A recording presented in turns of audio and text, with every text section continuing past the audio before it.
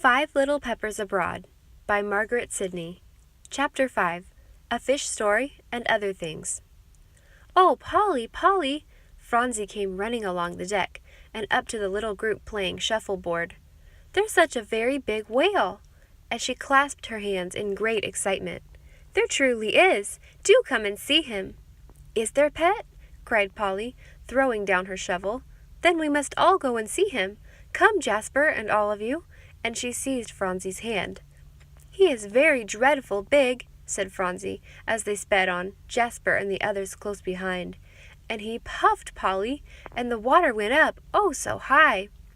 "That's because he came up to breathe," said Polly, as they raced along. "Dear me, I hope he won't be gone when we get there." "Can't he breathe under the water?" asked Phronsie, finding it rather hard work to perform that exercise herself in such a race. "What does he stay down there for, then, say, Polly?"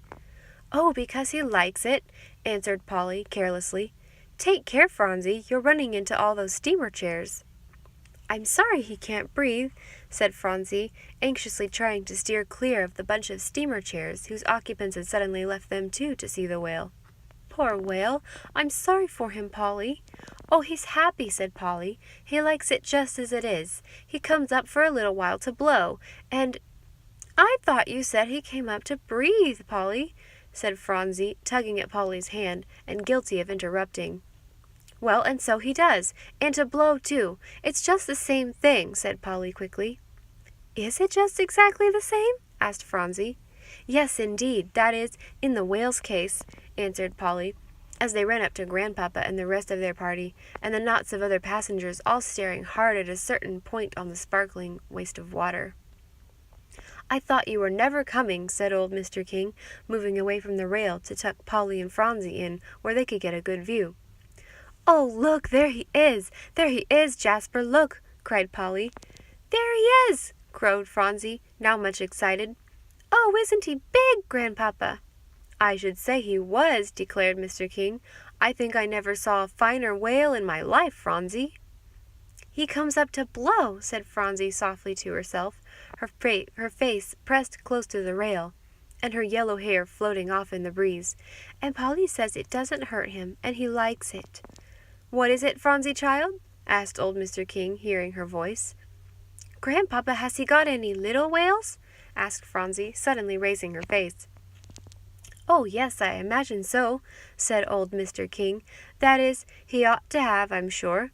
Porpoises go in schools. Why shouldn't whales, pray tell?"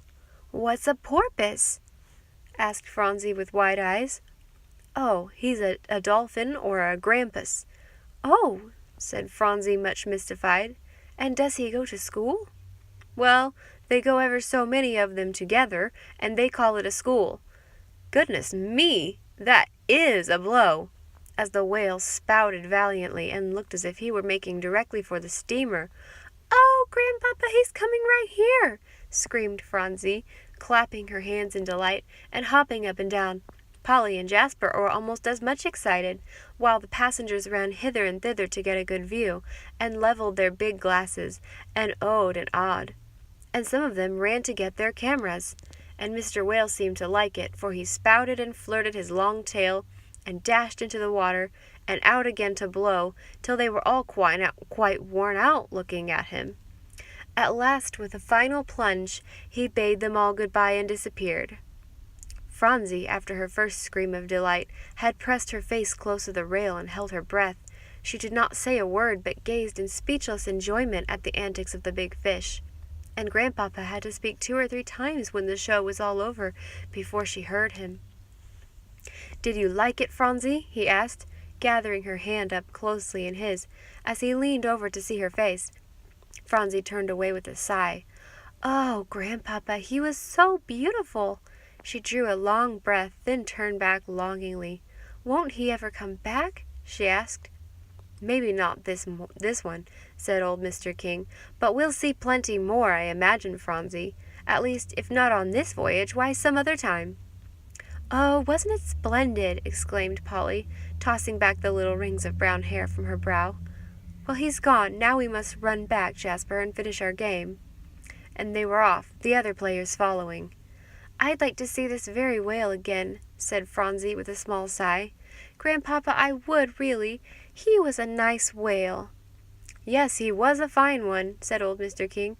"I don't know as I ever put eyes on a better specimen, and I've seen a great many in my life." "Tell me about them, do, Grandpapa," begged Phronsie, drawing nearer to him. "Well, I'll get into my steamer chair, and you shall sit in my lap, and then I'll tell you about some of them," said Mr. King, much gratified. As they moved off, Phronsie clinging to his hand, she looked back and saw two children gazing wistfully after them. "Grandpapa," she whispered, pulling his hand gently to attract attention, "may that little boy and girl come too and hear about your whales?" "Yes, to be sure," cried Mr. King. So Phronsie called them, and in a few minutes there was quite a big group around Grandpapa's steamer chair. For when the other children saw what was going on, they stopped too, and before he knew, there he was perfectly surrounded. "I should very much like to hear what it is all about." Mrs. Vanderburgh's soft voice broke into a pause, when old Mr. King stopped to rest a bit. "You must be very fascinating, dear Mr. King. You have no idea how pretty your group is." She pulled Fanny forward gently into the outer fringe of the circle. "Pray, what is the subject?"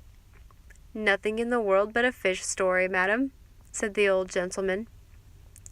"Oh, may we stay and hear it?" cried Mrs. Vanderburgh enthusiastically, clasping her gloved hands. "Fanny adores such things, don't you, dear?" turning to her. "Yes, indeed, mamma," answered Fanny, trying to look very much pleased. "Take my word for it, you will find little to interest either of you," said Mr. King. "Oh, I should be charmed," cried Mrs. Vanderburgh. "Fanny, dear, draw up that steamer chair to the other side."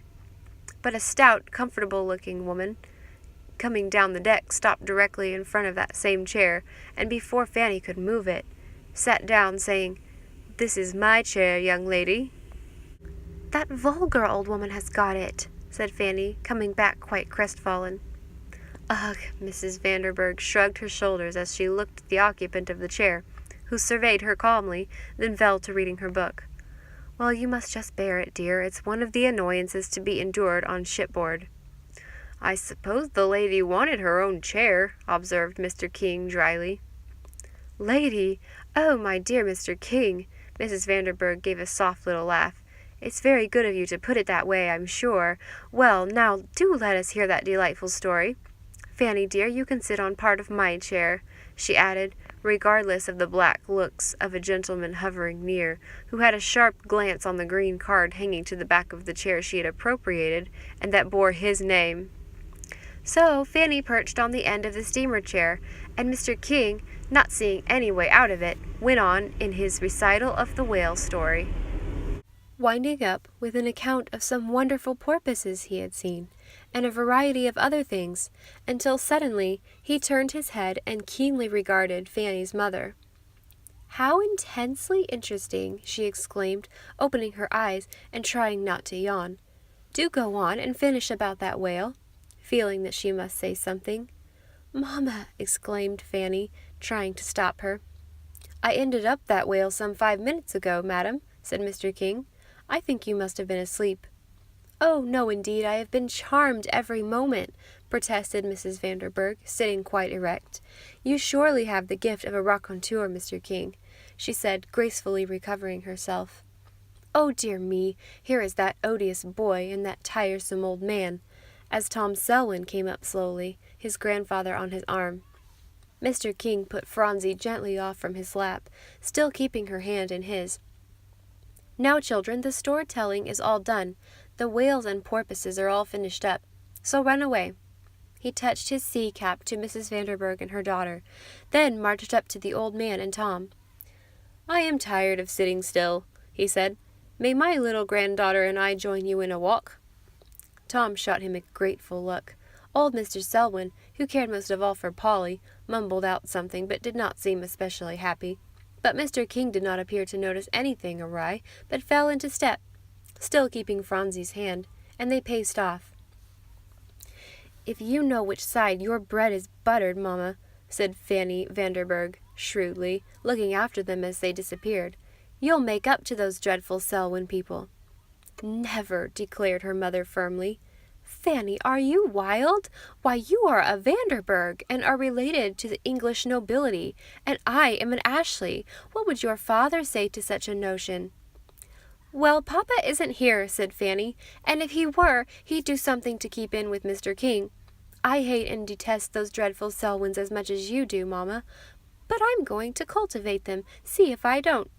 And I forbid it, said her mother, forgetting herself and raising her voice. They are low-bred and common, and besides that, they are eccentric and queer.